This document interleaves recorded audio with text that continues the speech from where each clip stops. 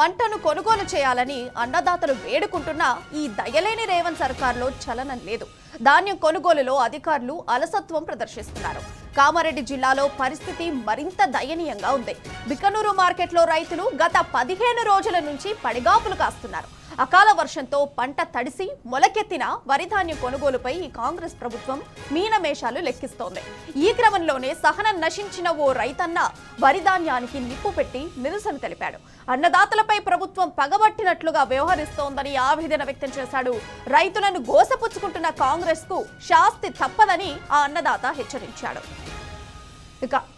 ఇక వరిధాన్యానికి రైతు నిప్పు పెట్టడంపై మరింత సమాచారం మా ప్రతినిధి రవీందర్ ఫోన్ లైన్ ద్వారా అందిస్తారు. అయితే రవీందర్, చెప్పండి, ఎందుకని అన్నదాతలపై రేవంత్ సర్కార్ ఇంత పగబట్టింది, ఇంత దాష్టికాన్ని చూపిస్తుంది? ప్రియ, దాదాపుగా మీరు అన్నట్టుగానే గత కొద్ది రోజుల నుంచి యాసంగి పంట చేతికొచ్చింది. ఈ నేపథ్యంలో చేతికొచ్చిన పంటను కాపాడుకోవడానికి రైతులు నానా కష్టం పడ్డారు. ఒక పక్కన కరెంటు లేక వర్షాభావ పరిస్థితుల్లో తీవ్రమైన ఎండల నేపథ్యంలో ఆరుగాలం కష్టపడి పండించిన పంటకు ఎట్లాగో గట్టెక్కించుకున్న తరుణం ఆసనమైంది. చివరిగా పంటను చేతికొచ్చే సమయానికి మార్కెట్లు అమ్ముకుందామని వెళ్తే అధికారుల నిర్లక్ష్యం వల్ల, ఇక్కడ ధాన్యం కొనుగోలు కేంద్రాల నిర్వాహకుల అలసత్వం వల్ల రైతులు తీవ్ర ఇబ్బందులు ఎదుర్కొంటున్నారు. గత కొద్ది రోజుల నుంచి దాదాపుగా ఉమ్మడి నిజామాబాద్ జిల్లా 2 నెలల నుంచి యాసంగి సుగ్గి నడుస్తుంది. ఈ నేపథ్యంలో వరి ధాన్యం కొనుగోలు కేంద్రాలలో నత్తనడకన నడుస్తున్నాయి. కొన్ని కేంద్రాలు నామమాత్రకంగానే ప్రారంభించి పూర్తి స్థాయిలో కొనుగోలు చేయలేదు. కొనుగోలు చేసినటువంటి కొనుగోలు కేంద్రాలలో అరకొర వసతులతో పూర్తిగా కాంటాలు నిలిపివేసిన పరిస్థితి, పక్క గ్రామాలకు వెళ్లి కాంటాలు పెట్టుకోవాల్సిన దుస్థితి ఏర్పడింది. ఈ నేపథ్యంలో బిక్కనూరు మండలంలో కేంద్రంలో ఏర్పాటు చేసినటువంటి ఈ ఎఫ్సై కొనుగోలు కేంద్రం వద్ద రైతు 15 రోజుల నుంచి తన వడ్లను కాంటాలు చేయాలని ప్రాధాయపడుతున్నాడు. వర్షంకు తడుస్తున్నాయి, ఎండకెండుతున్నాయి, అధికారులు పట్టించుకోవడం లేదు. తడిసిన వడ్లను ఎత్తుతున్నాయి. చిన్న సన్నకారు రైతులు కాబట్టి తక్షణమే ధాన్యం కొనుగోలు చేసి ఉంటే కొంత మేరకు లాభం జరుగుతుందనే ఆశతో రైతులు అధికారుల కాలావేళ పట్టుకున్న సందర్భం స్పష్టంగా కనబడుతుంది. ఈ నేపథ్యంలో ఇక్కడ ఉన్నటువంటి బిక్కనూరు మండల కేంద్రంలో ఏర్పాటు చేసినటువంటి కొనుగోలు కేంద్రం వల్ల రైతు రమేష్ గత కొద్ది రోజుల నుంచి తమ వడ్లు కాంటాలు చేయడం లేదని వేరే కారణాలు చెప్పి ఇతరులే కాంగ్రెస్ పార్టీకి అనుకూలంగా ఉన్న వ్యక్తులవి మాత్రమే కాంటాలు చేసి సన్నకారు రైతులకు ఇబ్బందికి గురి చేస్తున్నారని ఆవేదన వ్యక్తం చేశారు. రవీందర్, ఈ పంట కొనుగోలు చేయకపోవడానికి అసలు కారణాలేంటి? ఇక్కడ ఉన్నటువంటి వ్యవసాయ శాఖ అధికారులు కానీ, జిల్లా స్థాయి అధికారులు కానీ స్పష్టమైన కారణాలు ఏవీ చెప్పడం లేదు. కొనుగోలు జరుగుతాయి, కొనుగోలుకు కావాల్సినటువంటి చిన్న కారణాలు చూపి అమారేళ్ల కొరత, గన్ని బ్యాగుల కొరత అని ప్రధానంగా చెప్తున్నారు. ఒక పక్క వర్షం పడుతున్నాయి, మరొక పక్క వడ్లు తడుస్తున్నాయి.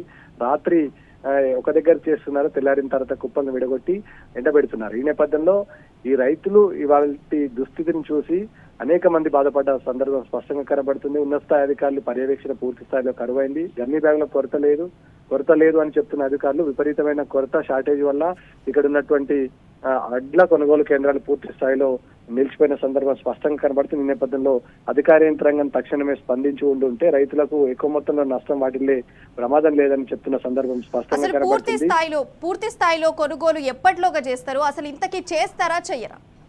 గడువు పూర్తి స్థాయిలో చేసే పరిస్థితి స్పష్టంగా కనబడుతుంది. ప్రభుత్వం మాట నమ్మి దాదాపుగా ఎక్కువ మంది సన్న వడ్లనే సాగు చేసుకోవడం జరిగింది. ప్రభుత్వం ఎన్ని రోజులు తాత్సారం చేస్తే అన్ని 500 రూపాయలు క్వింటాలకు ప్రభుత్వానికి ఖజానాకు మిగులుతుందనే ఒక కుటిల నీతితో రైతుల పైన ఇవాళ అనవసరమైన రాజకీయాలు చేసి చిన్న సన్నకారు రైతులను ఇబ్బంది పెడుతున్న సందర్భం స్పష్టంగా కనబడుతుంది. ప్రభుత్వం కావాలనే ఉద్దేశపూర్వకంగానే తాత్సారం చేసి కొనుగోలు కేంద్రాల్లో ధాన్యం సకాలంలో కొనుగోలు చేయక రైతులు విసిగి వేసారిపోయేసి ప్రైవేట్ వ్యక్తులకు ధాన్యాన్ని అమ్ముకుంటారు. ఈ కారణం చేతనే ప్రభుత్వం మొండిగా వ్యవహరిస్తుంది.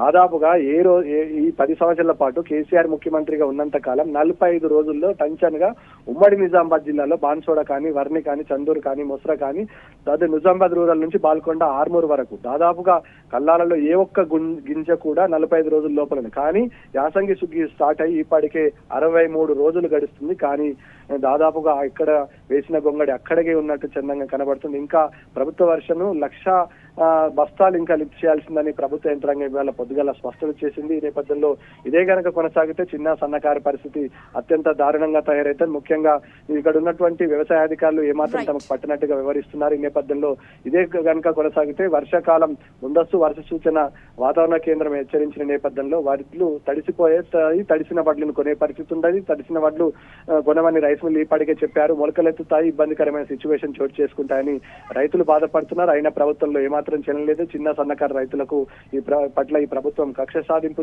ధోరణి ప్రదర్శిస్తున్నది. కేవలం 500 రూపాయలు బోనస్ ఇస్తారనే ఆశతో, ఆ నెపంతో రైతులంతా సన్నవడ్లను వేసుకున్నారు. తాత్సారం చేయడం వల్ల తప్పకుండా ప్రైవేట్ రేట్లకు అమ్ముకుంటారు, 500 రూపాయలు క్వింటాలకు మిగులుతాయనే ఆశతో ఇవాళ చేసినటువంటి ఈ ప్రయత్నంలో పూర్తి స్థాయిలో ప్రభుత్వం విఫలమైంది. చిన్న సన్నకారు రైతులకు శాపంగా మారిందని చెప్పొచ్చు. Priya. Right Ravinder, thank you. మొత్తంగా చూసుకుంటే అన్నదాతలు పంటను కొనుగోలు చేయండి మొర్రో అంటూ పడిగాపులు కాస్తున్నా, మొత్తుకుంటున్నా, అర్థిస్తున్నా, ధర్నాలు చేస్తున్నా, నిరసనలు చేస్తున్నా కూడా ఈ రేవంత్ సర్కార్ మాత్రం ఇందులో మాత్రం ఎట్లాంటి ముందడుగు వేయట్లేదు. పంట కొనుగోలు అధికారుల అలసత్వం ఇంకా చూపిస్తున్నారు. మరింకా కామారెడ్డి జిల్లా బికనూరులో మరింత దయనీయ పరిస్థితి ఏర్పడింది.